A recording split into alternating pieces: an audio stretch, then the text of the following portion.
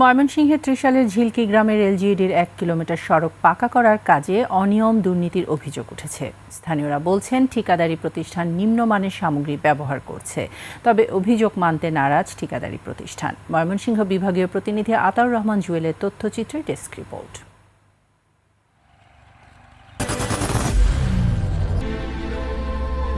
I am Ox.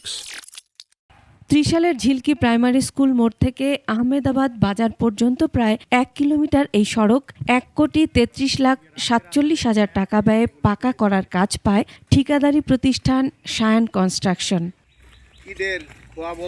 এখন সড়কের মাটি ফেলার পর ইট সুরকি ফেলে মেরামতের কাজ চলছে।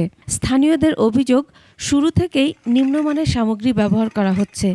শুরু থেকেই যে কাজে মালামাল সরবরাহ করেছে, বালু থেকে শুরু করে সবগুলোই আমাদের কাছে একেবারে নিম্নমানের মনে হয়েছে। গ্রামে আশা করছিলাম ঝিলি গ্রাম যে রাস্তাটা হোক, শান্তিমতো আমরা আটটা যেতে পারি।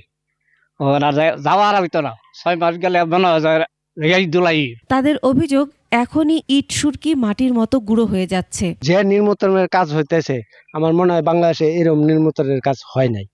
এটা বেশি দিন টিকবে না, অল্প কয়েকদিন টিকবে মনে হয়। যে সুন্দর রাবিশ দিছে তারা, এটা তো ইট বলাই যায় না। অফিস প্রশাসন সবই তো ম্যানেজ করে নিচ্ছে। আমরা চাই আমাদের রুটটা ভালো হোক, যাতে অনেকদিন মনে করলেন টিকসই হোক।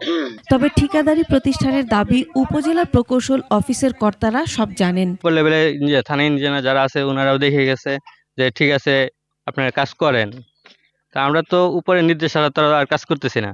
উপজেলা প্রকৌশলী জানান, শিডিউল অনুযায়ী কাজ করার জন্য নির্দেশ দেওয়া হয়েছে। আনস্পেসিফাইড মালামাল এনে থাকে, এগুলি অপসারণ করি আমাদের স্পেসিফিকেশন মোতাবেক কাজ করার জন্য আমরা তাকে নির্দেশনা প্রদান করব। সড়কটি টেকসইভাবে নির্মাণের দাবি স্থানীয়দের।